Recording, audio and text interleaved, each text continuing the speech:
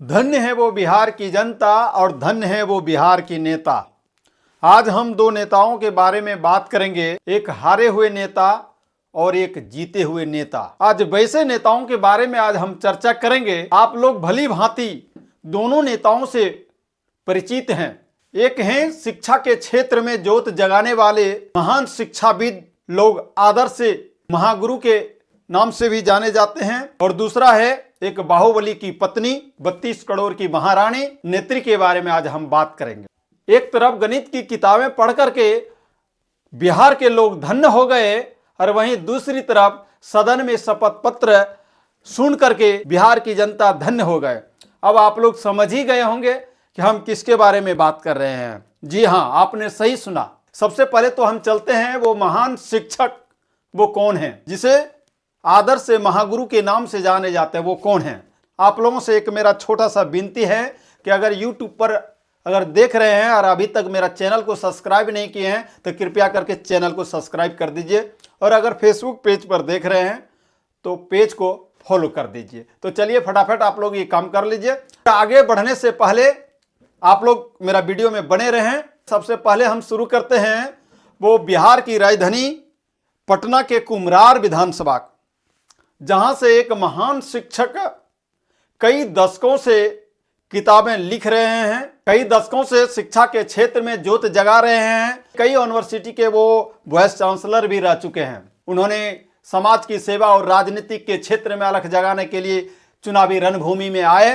अपना राजनीतिक career Swaraj party से कुम्हरार विधानसभा सीट से चुनाव लड़ते हैं। लेकिन धन्य है वो बिहार के जनता, धन्य है वो कुम्हरार विधानसभा के मतदाता। जो बार बार आप सुन रहे हैं महान शिक्षक, वो कौन है? वो है केसी सिन्हा, जो कुम्हरार विधानसभा सीट से राजनीतिक जन स्वराज पार्टी से शुरुआत करते हैं और चुनावी रणभूमि में आते हैं। लेकिन धन्य है वो कुम्हरार विधानसभा की जनता, जिन्होंने वैसे महान शिक्षक को, महागुरु को सिरे से नकार दिया है। जी हां, आपने सही सुना।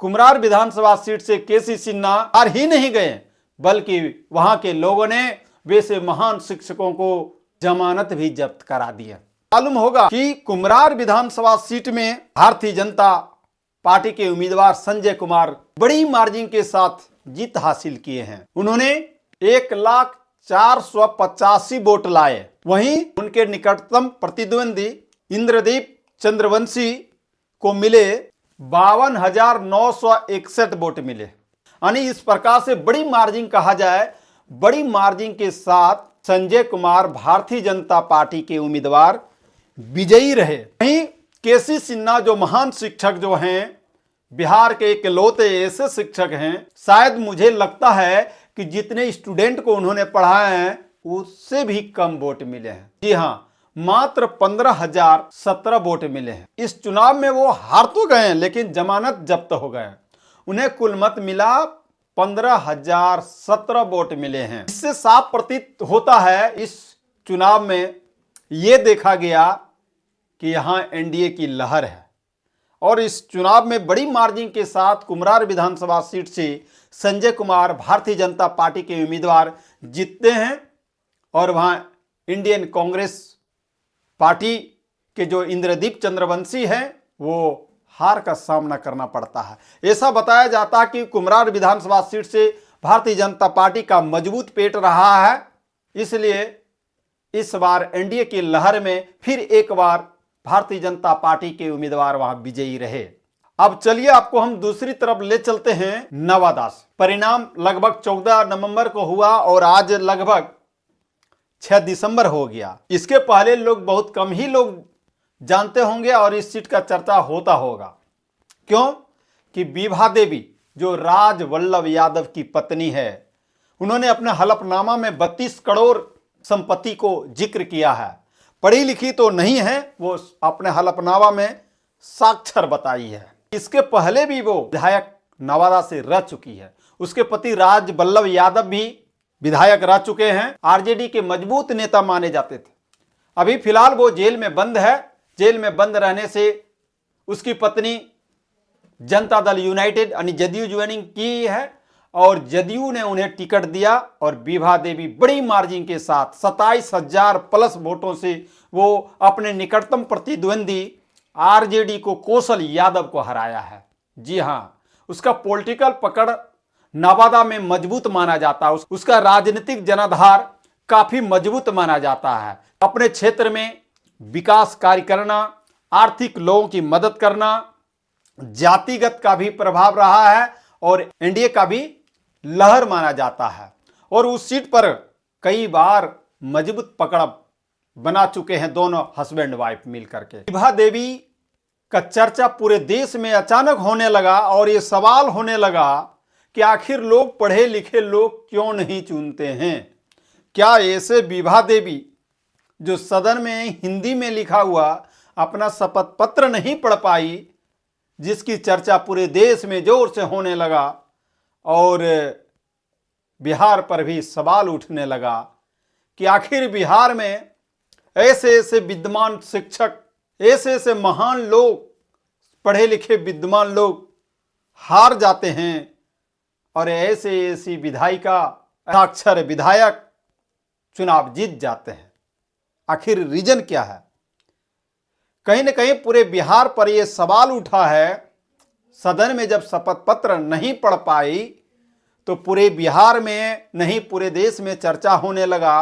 बिहार की जनता धन्य है जिन्होंने ऐसे नेताओं को चुना और विपिन सर, केसी सिन्हा जैसे शिक्षक चुनाव हार जाते हैं और हार नहीं जाते हैं बल्कि इन लोगों की जमानत जब्त हो जाती है। आप इसी से अंदाजा लगाइए यार, सोचिए आखिर ऐसे नेताओं को लोग नजरअंदाज क्यों कर देते हैं? ऐसे शिक्षक को क्यों लोग नहीं चुनते हैं? ऐसे शिक्षित उम्मीदवार को क्यों लोग पसंद नहीं करते हैं? क्या वजह रही है? आखिर पढ़े लिखे नेताओं को क्या सदन का हिस्सा नहीं होना चाहिए? क्या पढ़े लिखे लोग सदन में जाएंगे तो क्या उस पर भरोसा नहीं है? अगर पढ़े लिखे शिक्षित पर भरोसा नहीं है तो ऐसे ऐसे विधायक के ऊपर भरोसा कैसे आप लोग कर लिए? कैसे कल्पना किए कि ऐसे ऐसे विधायक क्षेत्र का सर्वांगीण विकास करेगा, समाज का उत्थान करेगा? आखिर कैसे करेगा?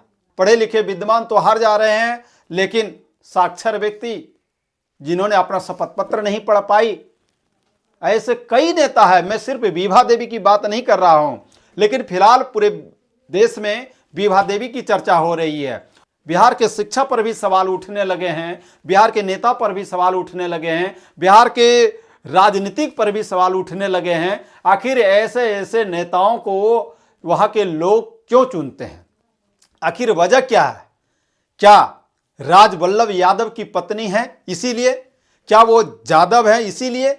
क्या वो बाहुबली है इसीलिए? क्या कुछ वजह है? जिस प्रदेश में चाणक्य, समुद्रगुप्त मौर्य, चंद्रगुप्त मौर्य, सम्राट अशोक, गांधी जी की कर्मभूमि, गौतम बुद्ध के तपोभूमि, गौतम बुद्ध की धरती, माता सीता की पवित्र भूमि, ऐसे भूमि को पूरे देश में ये माखौल उड़ाया जा रहा है कि आखिर बिहार में ऐसे नेताओं की एंट्री बिहार के लोगों ने कैसे दी। मैं किसी की पार्टी विरोधी बात नहीं कर रहा हूं, किसी की भावनाओं को आप आहत नहीं पहुंचा रहा हूं। आखिर क्या वजह है कि ऐसे नेताओं को चुनाव जिता देते हैं बिहार के लोग और ऐसे महान शिक्षाविद, महान शिक्षकों, महागुरु को हरा करके बिहार के लोग भेज देते हैं। इसीलिए तो खान सर बोले हैं इसरो की वैज्ञानिक भी अगर बिहार में आएंगे मुखिया का भी चुनाव हार जाएंगे। ठीक ही कहा है। चलिए, इस संदर्भ में आप लोग क्या कुछ सोचते हैं दोनों नेताओं के बारे में? अपनी राय कमेंट बॉक्स में जरूर बताएं। मिलते हैं नेक्स्ट वीडियो में किसी अलग मुद्दे के साथ, अलग स्थान में। तब तक के लिए जय हिंद, जय भारत।